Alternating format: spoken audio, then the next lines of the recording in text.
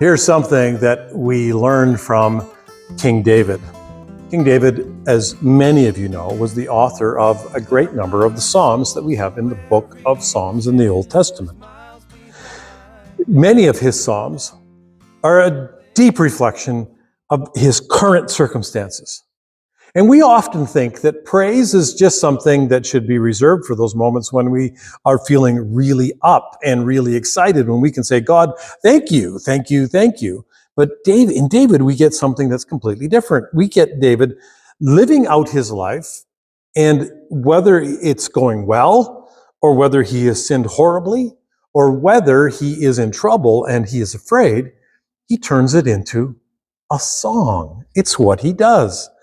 And no greater example of that, I shouldn't say that, a great example of that is Psalm 56. Psalm 56 is the text we're using today because this is Kay, one of our parishioners, it's her favorite passage of Scripture, and in particular one verse, Psalm 56, verse 3, where it simply says, "When I am afraid, I will put my trust in you." Not will, I put my trust in you. When I am afraid, I put my trust in you. This is what David writes. Now, here's the great thing about a psalm like this. It gives us the context. It makes sure that we understand that this isn't just out of the blue. This is a context. And there is an introduction to this particular psalm that is very clear. So much so that in the Hebrew scriptures, what we call a prescript or a script before, sort of an introduction script before verse 1, is actually their verse 1, and so on down the line. But in this particular case, we will look at it as something that is really important.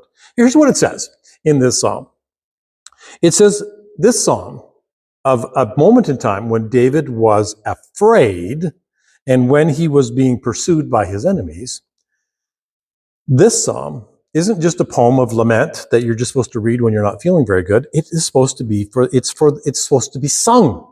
It says it clearly, Psalm 56, as it begins, for the director of music. And not only that, it's one of those rare psalms where he actually tells us what the tune is as well. Now, this is not incredibly helpful because there is no way for us to know 3,000 years from when David wrote this till today. There is absolutely no record. There was no way of writing down music in those days. So we have no idea what the tune was, but we know the name of it. It was a tune called "A Dove on Distant Oaks." And maybe that was familiar to many people at that time. Maybe it was a tune that we all, that they all understood and knew. And then they could say, okay, here's a psalm that David wrote, and we know the tune, and we can kind of sing it in our heads. So for the director of music, to the tune of "A Dove on Distant Oaks." And there is a sense in that name that a dove is a bird that's usually kept close to home, represents peace. And he says that dove is very far away. It's sitting in trees, those distant oaks that are so far away. You do yourself a favor. Go to YouTube and type in "A Dove on Distant Oaks." You will find a number of artists who have written and prepared songs using this name. And some of them use Psalm 56 as the text for their songs. And some of them do something completely different. But the name of the tunes or the name of the songs is "A Dove on Distant Oaks." Just do that. I don't know if you'll like them or not. I have no idea if any of them are your musical taste. We know that this is from David because it simply says "of David." It also says that it is a miktam. And a miktam is, we're not exactly sure what that is. It is a literary or a musical term. And we don't have enough information about that particular word to know. But it does also say this. It is when the Philistines had seized him in Gath. When the Philistines had seized him in Gath. Well, if you go to 1 Samuel 21, there is a story of when David was in Gath and he was under the influence of the king of Gath, which is down in near where the Philistines were, in that same area. It says that in 1 Samuel 21 that David was fleeing at this time from Saul. So he is fleeing. He's not king yet. He's been anointed king. This is after he had defeated Goliath. And he has now got he's got a bunch of people that have been following him and are part of his band of strong warriors. And but Saul wants to kill him. Saul is threatened by David, and he wants to kill him. So David is not only fleeing from his countrymen, from his own king, but he is also in enemy territory. The Philistines were enemies of the Israelite people at that time. You know some of the great stories of the Philistines. And he gets there, and the king of Asia says, "Isn't this David, the king of the land? Isn't he the one that they sing about in their dances?" And here's what the king of Asia says about David: Saul has slain his thousands, and David has tens of thousands. He has slain tens of thousands. And David says that David took these words to heart and was very much afraid of Achish, king of Gath. It says that he pretended to be insane. And he began to drool. He acted like a madman. He made marks on the door of the gate. And the king looks at him and says, "What's this guy doing here? He's insane. Why bring him to me?" And then one of his great statements in scripture, I just get such a kick out of these. I really do. They just get me. Well, there's so much because the king of Achish, I can't say that, says, "Am I so short of madmen that you have to bring this fellow on to carry on like this in front of me? Must this man come into my house?" In other words, haven't I got enough madmen? I don't know if there was a lot of madmen in those days. Anyways, David, that's the context. He was running from Saul, and he was at a place where he was under the influence of a powerful king. And that's the one place in Scripture where it says that David was afraid. This is where the psalm comes from. And in the psalm, he tells God his troubles. Can I tell you my troubles, God? We don't always feel comfortable telling God our troubles. We think we need to have our act together before we can talk to God. And we can say, "God, here, I'm in trouble, save me." But do we tell God how we really feel? And here in this psalm, David tells God exactly how he feels. Every moment that he's feeling. And he's in deep trouble. And this is in the form of a lament. In other words, he's lamenting how bad things are. The first few verses. "Be merciful to me, O God, for my enemies are in hot pursuit. All day long they press their attack. My adversaries pursue me all day long. In their pride, many are attacking me." So he's going from Saul attacking him, his own countrymen. He's talking about these Philistines, how they're attacking him. Everywhere I go, the enemies are there. And then, even though he's in deep trouble, and though he's lamenting to God, he's just being very honest. And can we stop here for a second? Can I just simply say, stop pretending with God? Would you? Just tell him what's going on. If you're afraid, if you're worried, if you're anxious, tell him. Tell him. And like David, this turns into a song of worship. "Be merciful to me, O God. My enemies are in hot pursuit. All day long they press their attack. They pursue me all day long."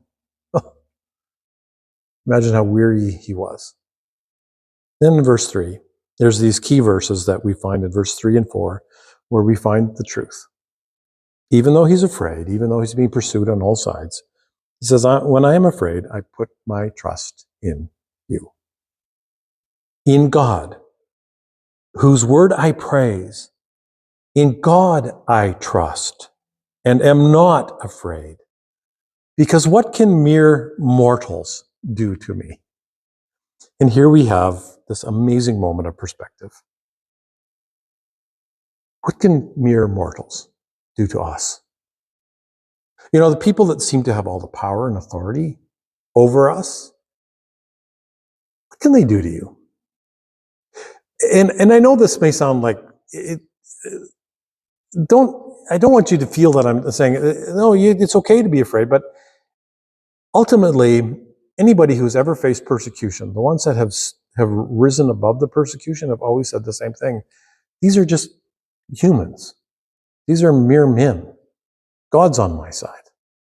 God's on my side. Who can be against me? What can mere mortals do to me?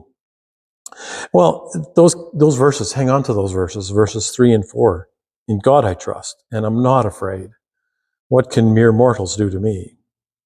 He goes on to talk about some more difficulty he's having. He gets back into the lamenting part of the psalm. All day long they twist my words, and all their schemes are for my ruin.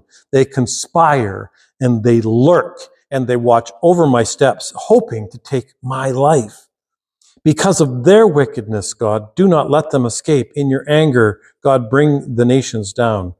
Record my misery. List my tears on your scroll. And there's some confusion about the actual word there. Some say,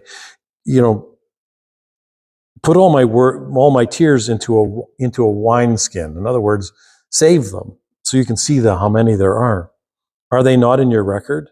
Then the enemies will turn back when I call for help. But by this I will know that God is for me. He goes back into the lament.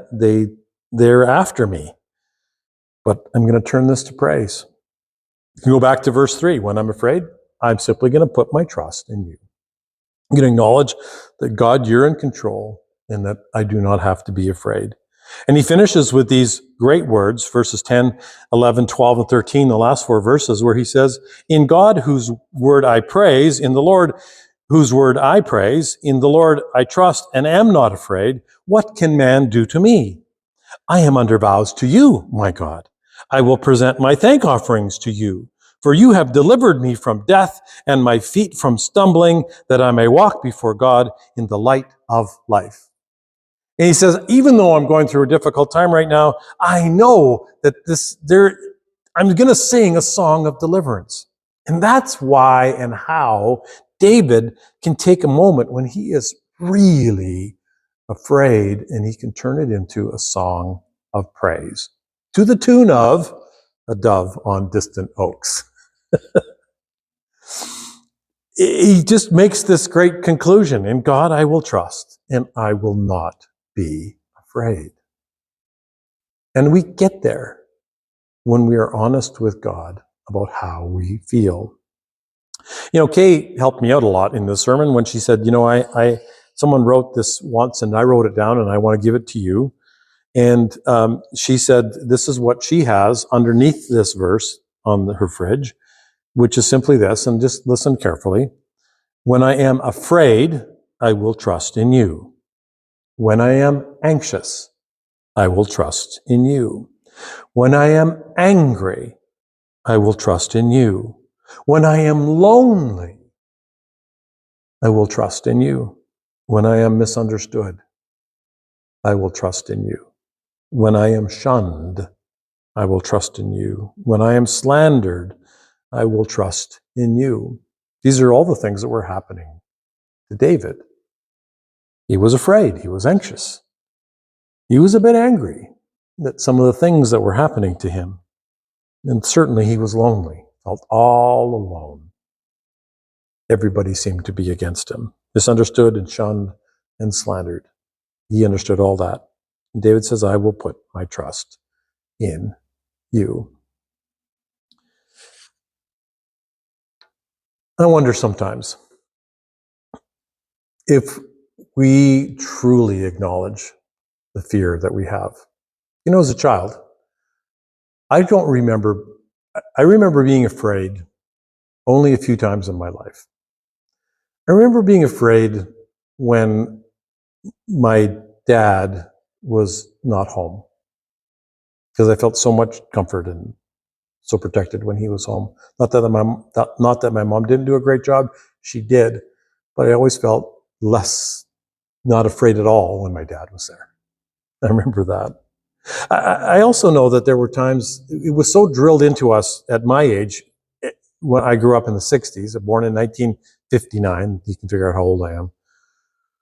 I grew up in the 60s, but we grew up with this great fear that the Soviets were going to drop nuclear bombs on us.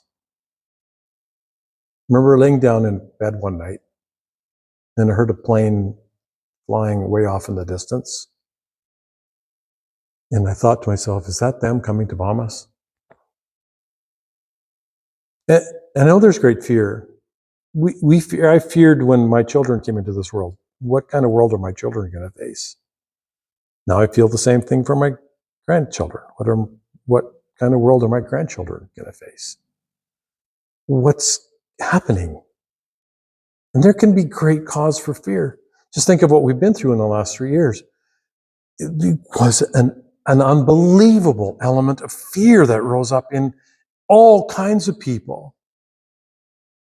And I'm not going to go into great discussions about where the fear came from. I think you understand where it comes from. And like David, we can take those unbelievable circumstances and we can take them and we can turn them into a psalm of praise, and the song of praise. We can make up the tune, A Dove on Distant Oaks, and we can put these words to it or put our own words to it. God, I'm afraid, but it's okay that I'm afraid, because when I am afraid, I just need to put my trust in you. And that is a great hymn of praise. Imagine this, your life, being honest with God, being a great hymn of praise. I hope you're encouraged by these words. I know I have been encouraged by these words. I've been thinking all this week about all the things that I'm afraid of, and I have been taking this verse to heart and simply saying, in this area where I'm afraid, God, I'm going to put my trust in you. I'm going to sing about it, just like David did. May you find the courage to sing psalms and songs of praise, no matter what you are facing, even when you are afraid. Thanks for being here this week. May God bless you. And until next time, go in God's peace.